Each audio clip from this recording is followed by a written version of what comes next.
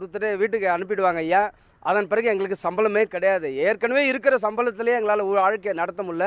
₹1 இல்லாமல் நாங்கள் வீட்டுக்கு வந்து மார்ச்லேருந்து கிளம்பி போவோம்.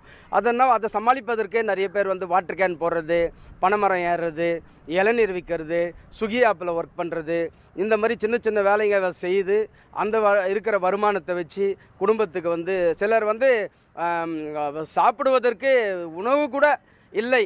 அட்லீஸ்ட் மே மாதம் எங்களுக்கு மளிகை சாமானாச்சும் படித்த ஆசிரியர்களுக்கு மே மாதம் சம்பளம் இல்லை என்றால் யாராவது கட்சி தலைவர்களை கூட நாங்கள் கேட்கலான்னு இருக்கோம். மளிகை சாமானாச்சும் மாதம் ஒரு 5000 ரூபாய் மே மாதத்தை ஓட்டுவதற்கு எங்களுக்கு வாங்கி கொடுங்க அப்படின்னு கேட்குறோம். அதுதான் இன்றைக்கு பிஹெச்டி எம்ஃபில் படித்தவர்கள் தமிழ்நாட்டில் இருக்கிறவங்க நிலைமை சார்.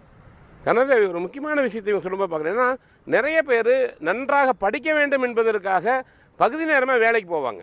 அதாவது இவங்க சொல்லக்கூடிய பணிகளை நல்லா படிக்கணும், படிப்பு ஒன்று தான் கடைசி வரைக்கும் உறுதுணையாக இருக்குன்னு சொல்லிட்டு அந்த மாதிரி வேலைக்கு போகக்கூடிய சூழல் இங்கே